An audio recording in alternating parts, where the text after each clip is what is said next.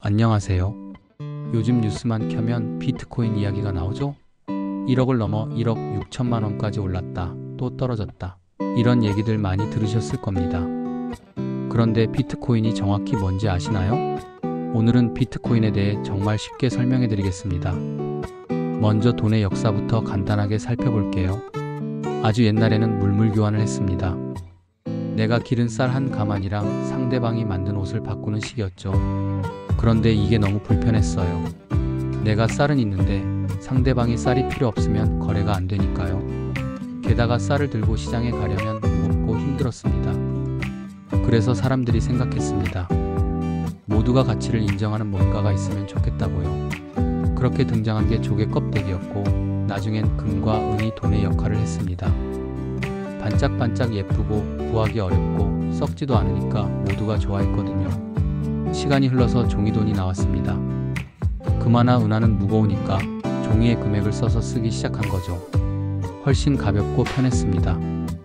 그리고 우리 세대에는 신용카드가 나왔어요. 지갑에 카드 하나만 있으면 현금 없이도 쇼핑을 할 수 있게 됐죠. 그런데 이제는 인터넷 시대입니다. 스마트폰으로 쇼핑도 하고 은행 업무도 보고 친구한테 돈도 보내잖아요. 이런 시대에 완전히 디지털로만 존재하는 돈이 나타났습니다. 바로 비트코인입니다. 비트코인은 2009년에 사토시 나카모토라는 사람이 만들었다고 알려져 있어요. 근데 이 사람이 누군지는 아무도 몰라요. 가짜 이름일 수도 있고요. 어쨌든 비트코인은 종이도 없고 동전도 없습니다. 컴퓨터 안에만 숫자로 존재해요. 그런데 이 숫자가 진짜 돈처럼 가치가 있고 사고 팔 수 있습니다. 그럼 일반 돈이랑 뭐가 다를까요? 몇 가지 중요한 차이가 있습니다. 첫 번째, 은행이 필요 없습니다. 우리가 친구한테 돈을 보낼 때 생각해보세요. 보통 은행 앱을 켜서 송금하죠?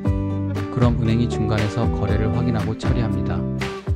그런데 비트코인은 사람과 사람이 직접 주고받아요. 마치 손에 손으로 만원짜리를 건네주는 것처럼요. 중간에 은행이 끼지 않습니다. 두 번째, 정부도 마음대로 못 만듭니다.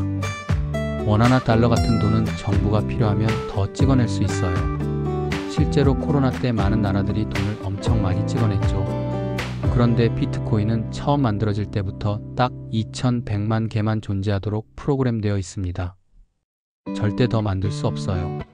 이미 2000만 개 정도가 나왔고 앞으로 100만 개 정도만 더 나올 예정입니다. 세 번째, 전 세계 어디든 빠르게 보낼 수 있습니다. 미국에 있는 친구한테 돈을 보낸다고 생각해보세요. 은행 해외 송금은 며칠 걸리고 수수료도 몇만 원씩 나가죠. 그런데 비트코인은 몇 분에서 몇십 분이면 전 세계 어디든 보낼 수 있습니다. 자, 그럼 여기서 가장 궁금한 질문이죠. 왜 이렇게 비싸졌냐는 겁니다. 2009년에 비트코인이 처음 나왔을 때는 값이 거의 없었어요. 유명한 이야기가 있는데요. 2010년에 어떤 프로그래머가 피자 2판을 사면서 비트코인 1만 개를 줬대요. 그때는 그게 몇만 원 가치였거든요. 그런데 지금 그 비트코인이 얼마인지 아세요? 1조 6천억 원입니다.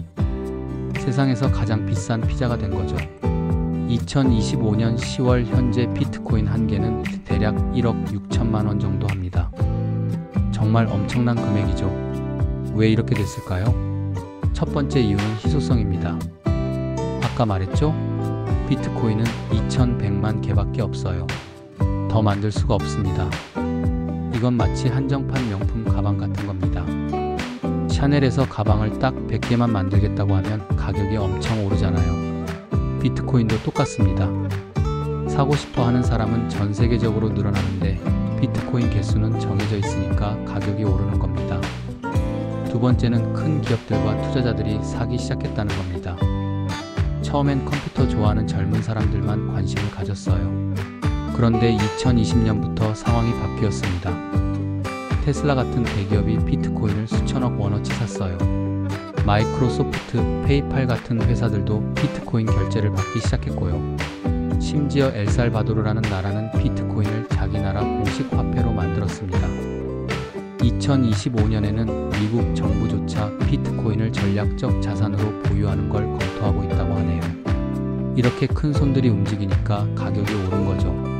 세 번째는 돈의 가치가 떨어지는 걸 걱정하는 사람들 때문입니다. 여러분도 느끼시죠? 10년 전보다 물가가 엄청 많이 올랐잖아요. 10년 전에 짜장면이 4,000원이었는데 지금은 8,000원, 9,000원 합니다. 왜 그럴까요? 정부가 돈을 계속 찍어내면 돈의 가치가 떨어지거든요. 돈은 많아지는데 물건은 그대로니까요. 그래서 똑똑한 투자자들은 생각합니다. 현금으로 들고 있으면 가치가 떨어지니까 가치가 안 떨어지는 걸로 바꿔야겠다고요. 예전에는 금이었어요. 금은 더 만들 수 없으니까 가치를 지켰거든요. 요즘은 비트코인이 디지털금 역할을 한다고 보는 사람들이 많아졌습니다. 그래서 비트코인을 사는 거예요. 네 번째는 젊은 세대의 변화입니다. 2030세대는 인터넷 은행을 쓰고 카카오페이나 네이버페이로 돈을 보내고 주식도 스마트폰으로 합니다. 이 세대한테는 인터넷으로 존재하는 돈이 이상하지 않아요. 오히려 자연스럽죠. 그리고 이 세대가 점점 사회의 주축이 되고 있으니까 비트코인에 대한 수요도 계속 늘어나는 겁니다. 다섯 번째는 기술의 발전입니다. 비트코인을 쓰는 게 점점 쉬워지고 있어요. 예전에는 컴퓨터 잘 아는 사람만 쓸 수 있었는데 지금은 앱 하나만 깔면 누구나 쉽게 비트코인을 사고 팔 수 있습니다. 심지어 편의점에서도 비트코인을 살 수 있는 나라들도 있어요. 다만 분명한 건 있습니다. 비트코인이 열어놓은 길은 이제 되돌릴 수 없다는 거예요.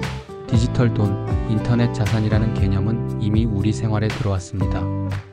은행들도 변하고 있어요. 디지털 화폐를 연구하고 관련 서비스를 만들고 있습니다. 한국은행도 디지털 원화를 준비 중입니다. 오늘 비트코인에 대해서 알아보았는데요. 구독과 알림 설정, 좋아요 부탁드립니다.